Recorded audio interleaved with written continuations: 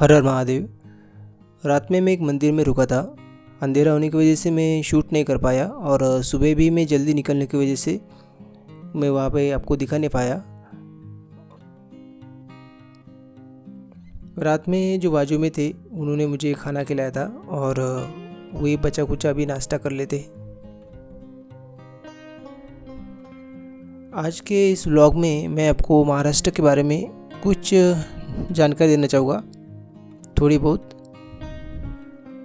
महाराष्ट्र जो राज्य है काफ़ी प्राचीन है और महाराष्ट्र का मतलब होता है महान देश। इसे महान देश संतों की वजह से ही कहा जाता है, क्योंकि यहाँ पे बहुत बड़े बड़े संत हुए हैं, महात्मा हुए, उनकी वजह से इसे महादेश कहा जाता है। अगर आप देखोगे तो यहाँ पे संत ज्ञानेश्वर, तुकाराम, नामदेव, कितने अनगिनत संत हैं जिन्होंने समाज के लिए काफ़ी बड़ा योगदान दिया है और धर्म को आगे बढ़ाया है। महाराष्ट्र में अगर आप देखोगे तो सबसे ज़्यादा मतलब किले हैं, लगभग 350 से ज़्यादा किले हैं और यहाँ पे काफ़ी सारे धार्मिक स्थल भी है, जैसे कि अष्टविनायक। और उसके बाद महाराष्ट्र में 11 मारुति जी, हनुमान जी के जगह है। उसके बाद 3.5 शक्तिपीठ है जो देवियों के है और कई सारी जगह है जो महाराष्ट्र में काफ़ी सारे किले हैं। और आप देखोगे तो वर्ल्ड फेमस अजंता के, उसके बाद में एरोला, काफ़ी सारे जगह है जहाँ पे आप महाराष्ट्र में अगर आते हैं तो आपको घूमने को मिलेगा। और साथ में दर्शन के लिए भी काफ़ी सारे मंदिरें भी हैं जो काफ़ी प्राचीन है। तो ये महाराष्ट्र में अगर मैं बोलना चाहूँ तो इतना मतलब आसान नहीं है हर बात एक वीडियो में बताना। इसके लिए अगर एक सीरीज़ लानी पड़ेगी जिसमें आपको मैं पूरी बातें बता सकूँ। तो कोशिश तो ये रहेगी कि जब तक महाराष्ट्र में है तब तक मैं आपको पूरी जानकारी दूंगा, और जिससे कि आपको भी पता चले क्या होता है महाराष्ट्र का, मतलब किस तरीके के यहाँ का भूगोल है और यहाँ का इतिहास है। और साथ ही में यहाँ के जो राजकारण, मनोरंजन जो भी हो, जितना हो सके उतना मैं अपनी तरफ से कोशिश करूँगा आपको बताने की।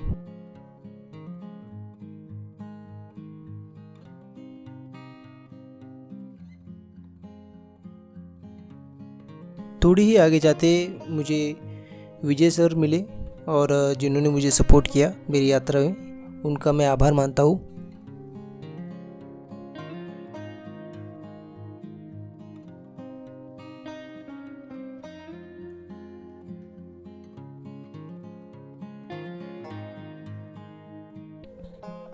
इसी महाराष्ट्र से जो चित्रपट की जो सृष्टि का निर्माता जनक दादा साहेब फाळके थे।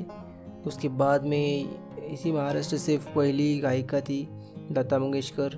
इसी महाराष्ट्र से पहले के जो क्रिकेटर थे भूतपूर्व सचिन तेंदुलकर। और यही महाराष्ट्र से काफ़ी सारे, मतलब आप देखोगे तो महाराष्ट्र का काफ़ी योगदान है भारत में।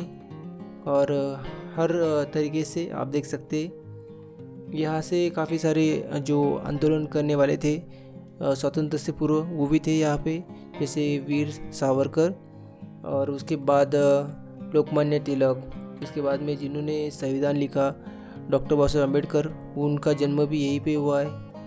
उसके बाद में हिंदू सम्राट शिवाजी महाराज, वो भी यहीं पे थे, यही उनकी जन्मभूमि है। तो अगर देखा जाए तो महाराष्ट्र में अगर इतिहास देखोगे तो महाराष्ट्र में सबसे पहली जो स्त्री थी शिक्षण, मतलब खुद शिक्षक भी थी, तो वो थी सावित्रीबाई फुले। और यहाँ पे ही सारे लोग थे जिन्होंने हर तरीके के समाज में जितनी हो सके सुधारना लाने की कोशिश की, महात्मा फुले।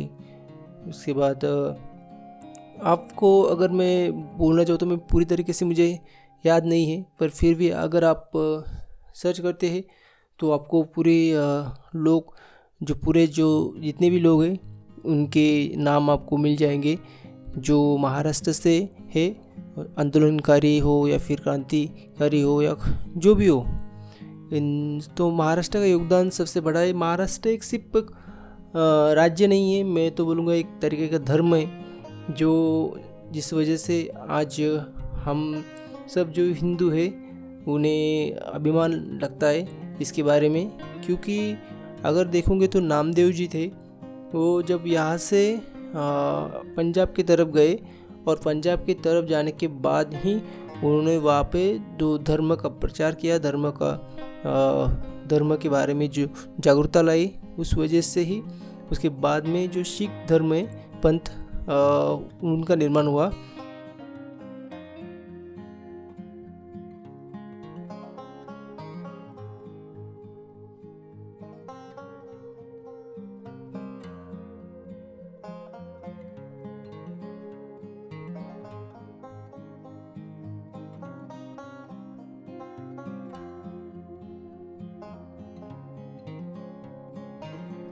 तो काफ़ी खूबसूरत रास्ता है, आप देख सकते पहाड़ियों के बीच में। अगर आप भीमा शंकर आते हो तो आपको ये नज़ारा देखने को मिलेगा और पता चलेगा कि हम क्या मिस करते हैं शहर में।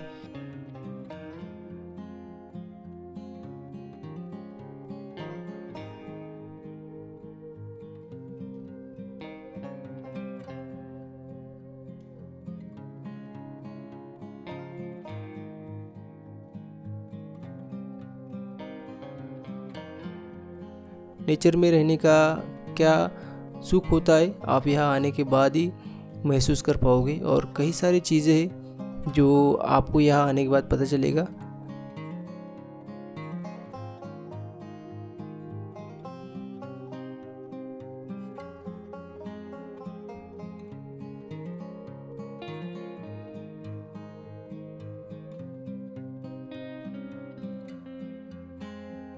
रास्ते में चलते मुझे इन्होंने रोका और इनका एक छोटा सा चाय के होटल है, मुझे चाय ऑफ़र की, इसलिए मैं उनका आभार मानता हूँ।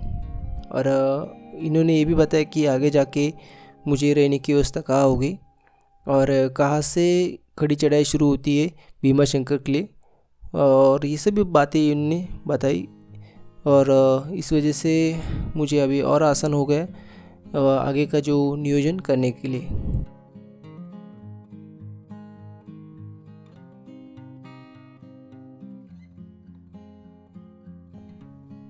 अभी मैं चल ही रहा था तो भाई मुझे मिले और उन्होंने मुझे पपाया ऑफ़र किया।